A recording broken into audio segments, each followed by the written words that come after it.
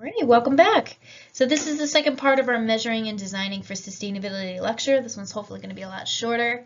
We're going to talk about some different design approaches that exist. So every design approach that we talk about is a framework. So it's a potential way of thinking about sustainable design. You can mix and match these approaches. They're not the only approaches out there, but they're a good starting point for a lot of what's going on. So sustainability design in context, right? With waste toxicity, they are not intrinsic to Earth's natural systems, right? It's brought on by human interactions.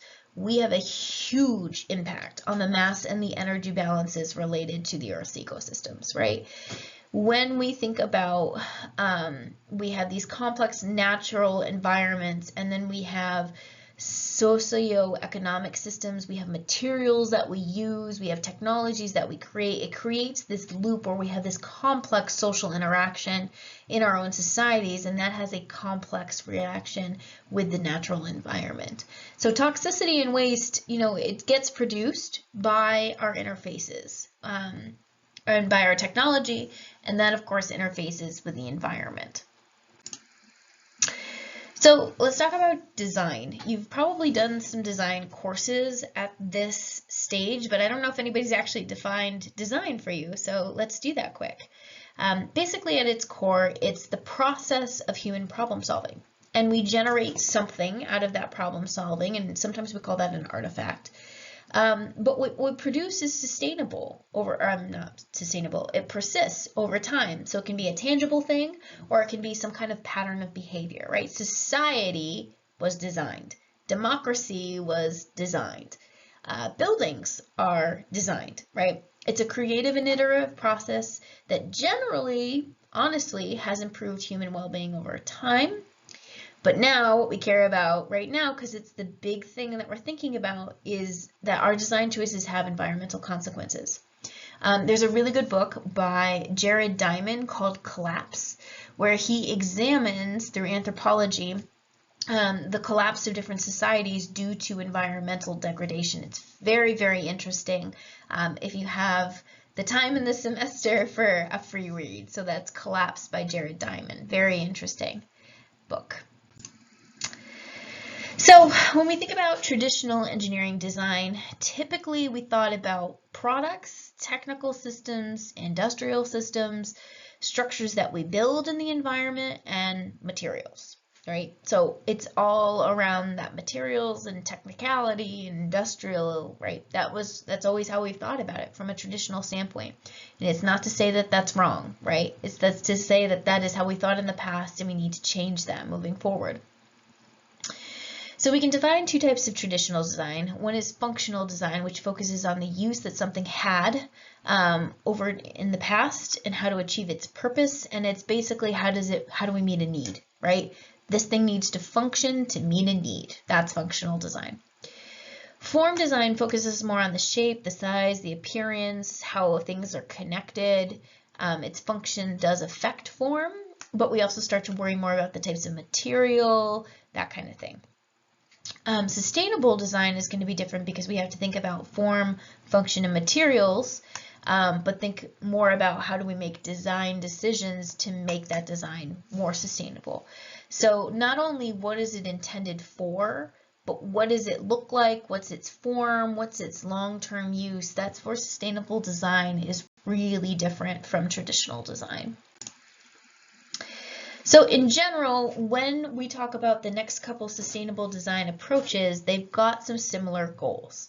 So the goals of any of these approaches that we're going to talk about is, number one, to fundamentally limit or avoid entirely toxicity and or hazardous chemicals and materials used to make a product. So if we can limit it, or better yet, completely avoid it, that's fantastic, right? So that's related to form design. The second is, how do we reduce the carbon footprint of the product, right? How do we make sure that it doesn't have those negative impacts on climate? And the third is to make sure that we improve or ensure the product's ability to be cycled is either a technical or biological nutrient, which sounds kind of strange, right? But basically what that means is, can we cycle this in our society so that we do not produce a waste stream. So one thing that I learned when I did my postdoc at the University of Massachusetts, we had a professor there who's the chair of the department, and he always said to me, he said, there's no such thing as waste. There's no such thing as waste. Everything gets cycled in our environment in some way, shape, or form. And if it's not cycling, it's in a landfill and it's not being used, right? And that's not a good thing. Our landfills are full in the United States, right? And across the globe, honestly, right? So sustainable design starts to think about there is, quote unquote, no waste, right? We don't want to create a product that's going to go sit in a landfill at the end of the day. We need to have a product that's reusable, recyclable, maybe biodegrades, things like that. That's really critical in terms of sustainable design. We want to eliminate, quote unquote, that waste stream. So we're going to talk about some ecological approaches. These are sustainable design approaches, and these are kind of my favorite. I love to talk about these. So if any one of these particular approaches strikes your fancy, go look up more about it because they're very interesting and there's lots of interesting products out there that have used these approaches. But generally, ecological design is an approach based on emulating characteristics or dynamics of the natural world. So basically the idea is Mother Nature did it first and she did it best, right? So let's learn from how animals do things, how plants do things. And the emphasis is really on form. How do we design so that the design is in harmony with the natural world?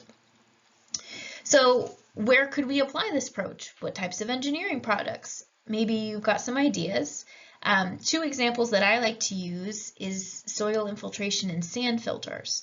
So these are critical technologies that we use in drinking water and wastewater treatment, and they're designed based on the fact that water is going to trickle through sand and through soil in the natural world, and it acts as a natural filter. That right there is an ecological approach. So it's not to say that this is new. Ecological design is not new. It's something that we've been doing in the past, but we haven't had a focus on it in the past. Sometimes when we talk about ecological approaches, you may hear other words being used, such as biomimicry or bioutilization. Biomimicry is the famous one, I guess. And basically the design principle with biomimicry is that living organisms are really masterful engineers themselves, right? Natural selection has made them really good at what they do in their niches and their habitats. And they've evolved over time to do things really, really well. So I'm going to show you some examples of biomimicry on the next slide. Two examples are a Vitalis water bottle and what we call sharklet technologies, and I'll point those out on the next slide.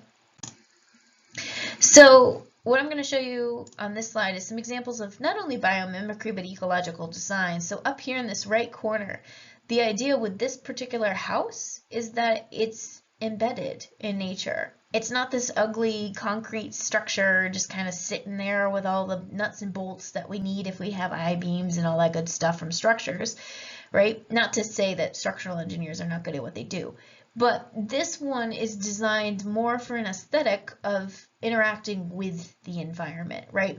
So the river that comes through this area goes through the house, and that's how they get their water source as opposed to pumping and using pipes. Kind of cool. This picture over here, on the right side is a termite mound. And termite mounds are actually really, really cool in terms of their construction because they cycle heat in order to cool on the inside of these structures. And it's hard to see in this picture, but this building over here on this side is designed with heat exchangers that mimic what termite mounds do. I mean, how cool is that? I think biomimicry is really, really interesting. It's one of my favorite topics. So if you kind of like some of these designs, go look because there's a lot of cool stuff. This is the Vitalis water bottle, and believe it or not, it's designed to be shaped similar to a evergreen tree. And the reason it does that is because the structure for how the evergreen tree cools itself down helps to kind of work with natural evapotranspiration. And so this bottle is actually designed to have a shape that allows for that to happen. I don't know the science behind it. That's a material science thing, but that's really neat. And this is called sharklet technologies. So this piece on the right is shark skin. Shark skin has some really interesting ways of wicking away contaminants and moving water over its surface. And this is a produced material that mimics that effect. So this is called Sharplet technologies. Kind of interesting. So that's biomimicry, and that's one ecological approach. And most times with ecological processes, what we're looking for is elimination of waste and not creating unmanageable trash, right? Just like we mentioned. So organisms in the natural world only consume and use what's needed for survival. If we can minimize extra waste, if we can maximize just using what we need for survival, designs are going to be a little bit more streamlined and sustainable. The other thing that you hear sometimes with ecological approaches is this idea of cradle to grave. So in the past, what we had is what's called a linear economy, where basically something is produced, it's consumed, and it goes to the trash, right? It goes on the one long line straight to the landfill. A circular economy, or a cradle to grave approach, basically says, instead of taking these raw materials and pushing it through manufacturing and packaging and over to disposal in a line, what we're going to try and do is we're going to try and cycle things through. So the idea is what we call a circular economy, and trying to close the loop so that whatever we're disposing is not, again, waste. It's something that can be used as a raw material. So it's a different way of thinking about choosing materials. So some examples of ecological approaches when it comes to environmental engineering are things like local stormwater detention. Instead of transporting it all over the place, we pipe a lot of water in the United States that does not need to be piped. We can do things locally, why not?